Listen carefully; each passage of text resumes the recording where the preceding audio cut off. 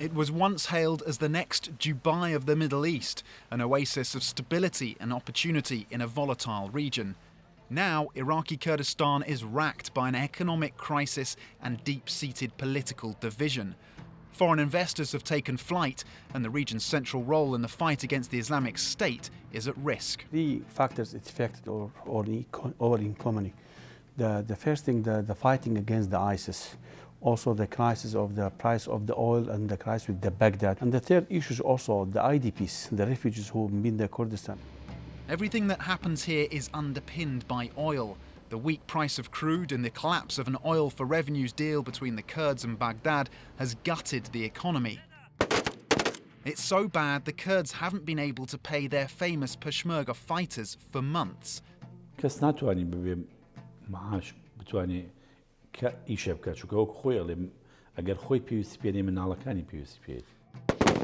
the Kurds take the fight to ISIS, there remains the constant threat of attacks behind their lines. So this is where the car bomb went off. This is actually a police car. There's another police car behind it, which are, as you can see, pretty destroyed. Killed 9 people here, and this is how they breached the defences and got into Dibis. The Islamic State have also triggered a refugee crisis that risks overwhelming the cash-strapped Kurds. We have more than 1.1 million Iraqi people coming from other governorates moving in the Kurdistan of Iraq in search of safety. So imagine the pressure, it's enormous. This is a pivotal moment for Iraqi Kurdistan, one that could define the international fight against the Islamic State and the regional balance of power.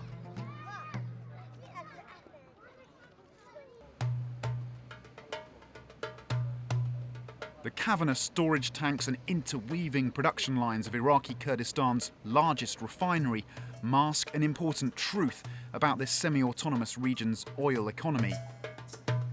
It's in the midst of a deep and complex crisis. Oil companies obviously take a risk when they invest in Iraqi Kurdistan. The front line with the Islamic State is just 25 kilometers from where I'm standing. But this is the most stable part of Iraq, and the rewards can be very high. Extracting oil from here as well is relatively cheap. Iraqi Kurdistan sits on 45 billion barrels of oil, almost twice the amount that remains in the North Sea. But the collapse of an oil for cash deal with Baghdad is hampering production. We're inside the control room, and the engineers here are monitoring the levels of the tanks at this refinery. They refine fuels including diesel and jet fuel, and they've got the crude oil there as well. They're just keeping an eye on the levels.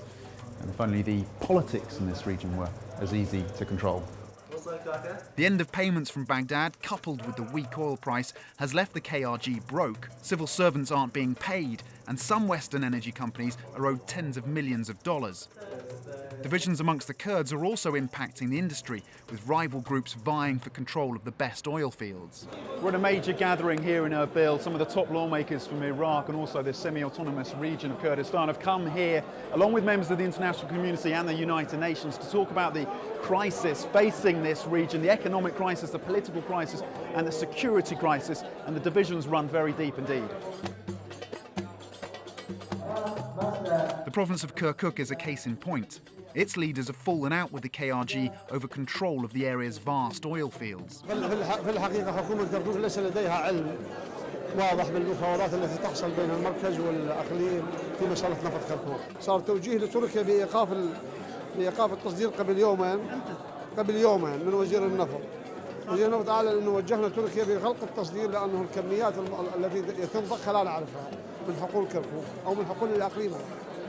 كون لنا حقوق في البترول دولار سواء في الإنتاج أو التكرير لنا حقوق للمحافظة بالحقيقة لم يستجيب لنا لحد. Went to an oil refinery. And as the governor of Erbil told us, oil is only part of the problem. How serious is the economic crisis facing Iraqi Kurdistan? Yeah, there are 3 factors that affect our economy. The first thing, the fighting against the ISIS. Also the crisis of the price of the oil and the crisis with the Baghdad, which had effect on the everywhere because they cut our budget. There is no payment for the salaries. And the third issue is also the IDPs, the refugees who have been in Kurdistan, because the population of the Kurdistan about 5 million people. We have more than 1.5 million. That means they are 30% of the population of the Kurdistan, and also they are sharing everything with our service with the people for the water, electricity, education, health, care. So and also sometimes they are competing, even the local people, for the jobs. That's been affected of the economics in the Kurdistan, which will be make it living in the crisis. You've got obviously the divisions between the KRG and Baghdad, but you've also got the political divisions here in Iraqi Kurdistan itself. How do you resolve those divisions? Yeah, of course, that's right. Into the Kurdistan also there are problems. It's normal also sometimes, but also there's negotiations among these parties, making all the main parties in the Kurdistan to reaching another agreement to passing this very critical period of time of the Kurdish history. The tensions have fueled Kurdish calls for independence. Erbil's governor says separation remains a goal for many here. Of course, every single Kurd also about their thinking, and this is our right how to think about the independent. But also in the same time, we are part of this country because till now we believe it in our constitution, we voted on it, depending on also the environment in the regional area, that's been the Turkey, the Iraq, the Iran, and also how the European will be there stand against the Kurd if they supported of the agreement, because it needed to be supported some. The Kurds' international allies are in no mood to contemplate a split. They're focused on putting pressure on all sides to revive the oil deal. Oil money underpins the Kurds' crucial fight against the Islamic State. Deprived of it, the KRG has been forced to withhold the salaries of its famed Peshmerga fighters. This is a Peshmerga training camp run by the German military on the outskirts of Erbil, northern Iraq. On our visit, the Germans had set up a mock battle for the Kurdish fighters, the final stage of a 5-week course. So these Peshmerga, these Kurdish troops, are widely seen as really the most effective, the only effective boots on the ground when it comes to the fight against the Islamic State. And here we're seeing a training situation with the German military. They're taking a break at the moment, but the Germans are very keen to show us what they're doing here, the work they're doing in training these guys on things like tactics, how to use their weapons, how to work as part of a team. And this German effort goes hand in hand with the efforts of the French and the Americans and the Italians as well.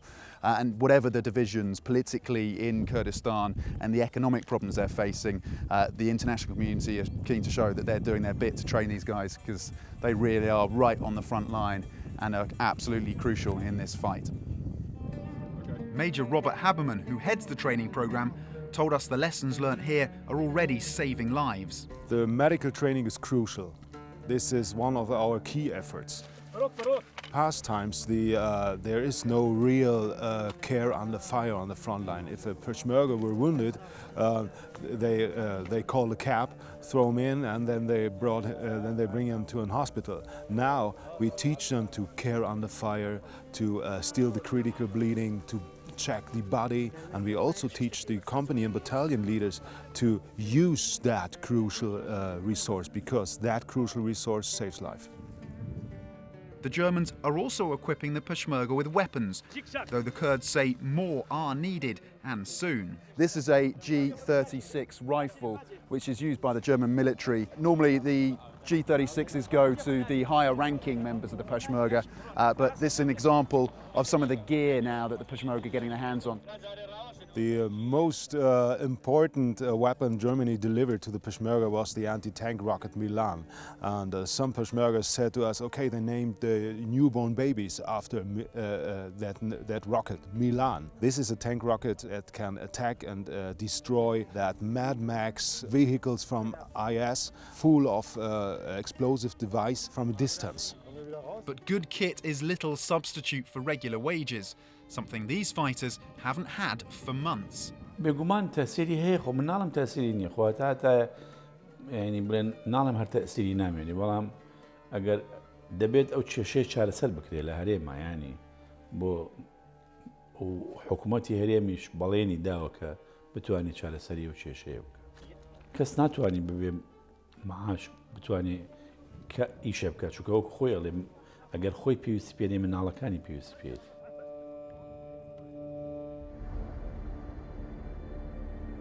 Yesterday we interviewed the Secretary General of the Peshmerga to speak to him about the challenges they're facing in the fight against ISIS. And just shortly after that interview there was a suicide bombing in a town about 60 kilometres outside of Erbil, and we're heading there now to find out what happened.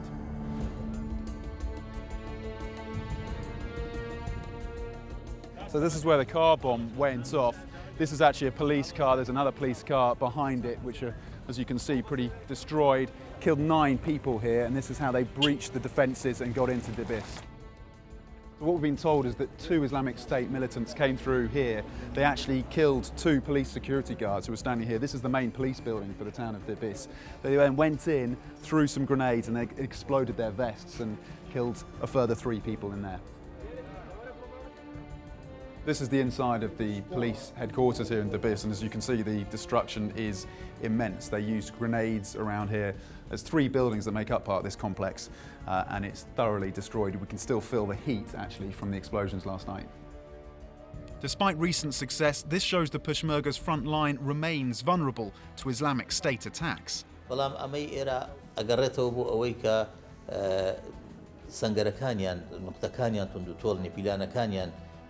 كدانيان دبي طبعا خطة كانيان بقورن دعاش لنقطة زعفة قري لو شويني كنقطة زعفة ليه أو يجن بنقطة زعفة ينزانيو بويسون اللي أكثر ليه شوت نجولو.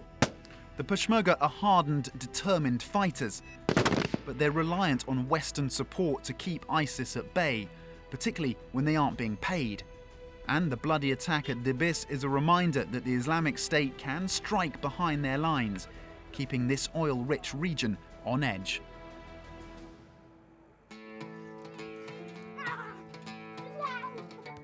IS is also the root cause of a refugee crisis, heaping further pressure on the authorities here in Iraqi Kurdistan. There are 1,500 refugees at this camp, run by the United Nations High Commissioner for Refugees in Erbil, and they're actually some of the lucky ones. The Kurdish authorities and the UN simply don't have the money to look after most people fleeing here. So we're in the camp of internally displaced of Iraq in Arsham. It's about 1,500 people, and it's kind of an urban camp because it's within downtown Erbil. With winter closing in, the situation here is reaching a crisis point.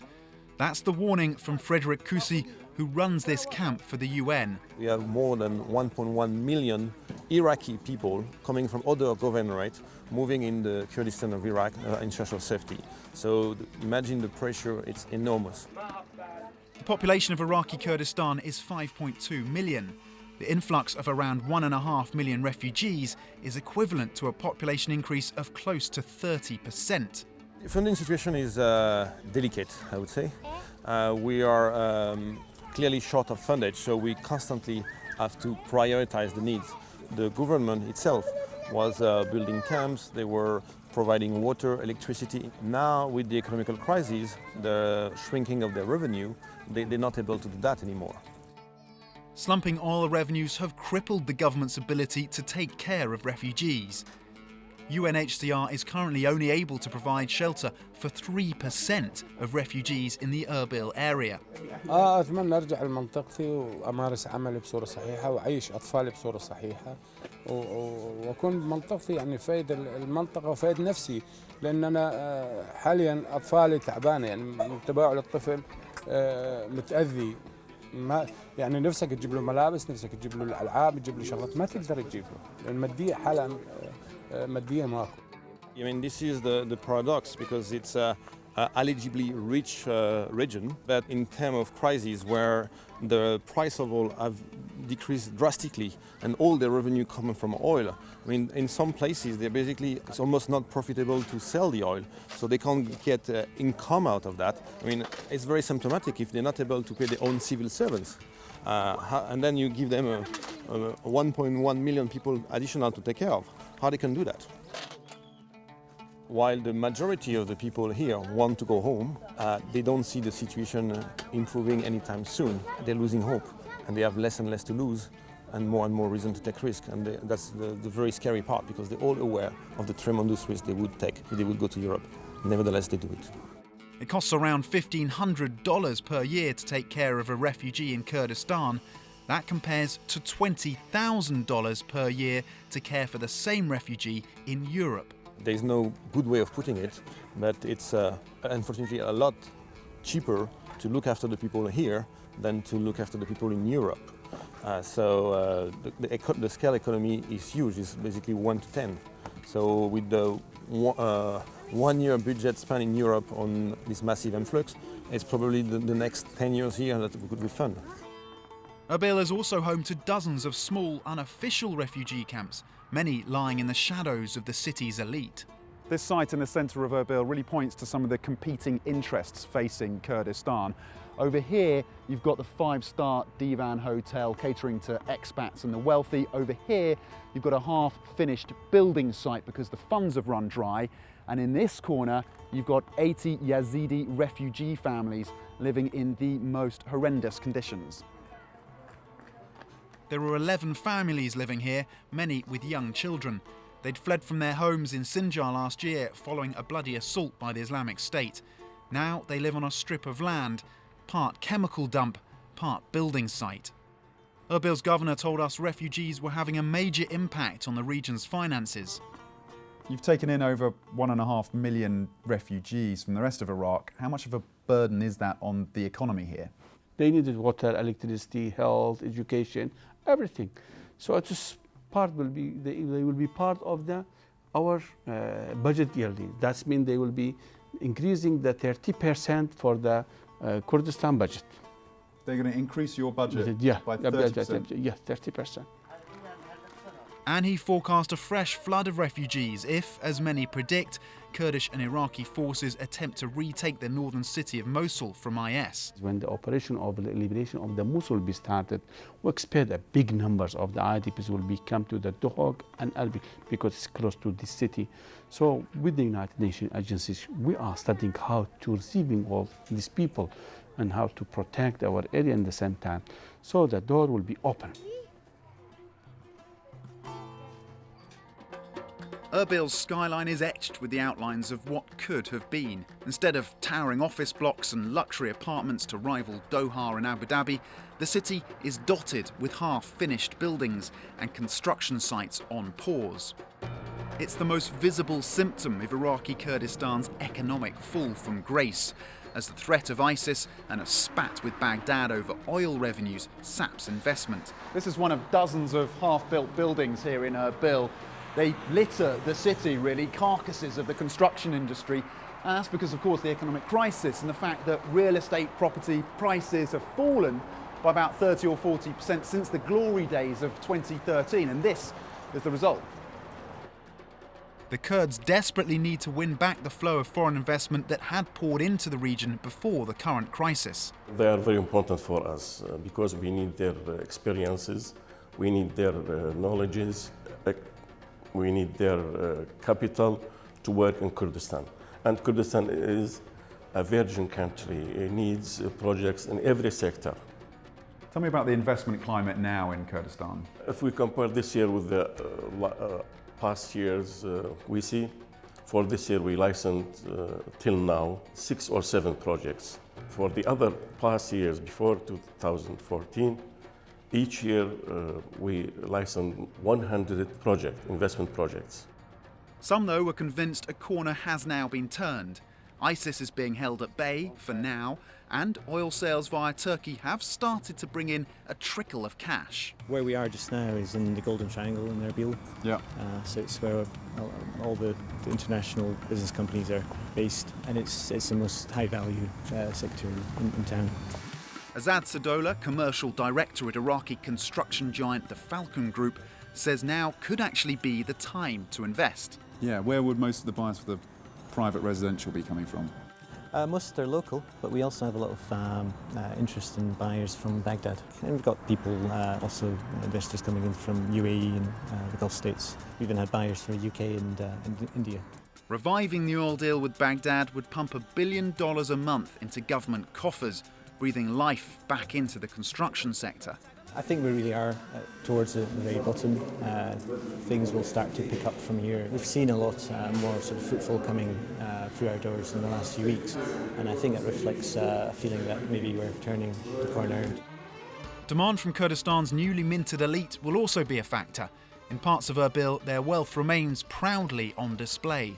You could almost be in Florida or California. This is Dream City, a very aspirational compound in the heart of Erbil, built for wealthy Kurds. It's got villas, it's got cafes, it's got a private school, it's even got its own White House.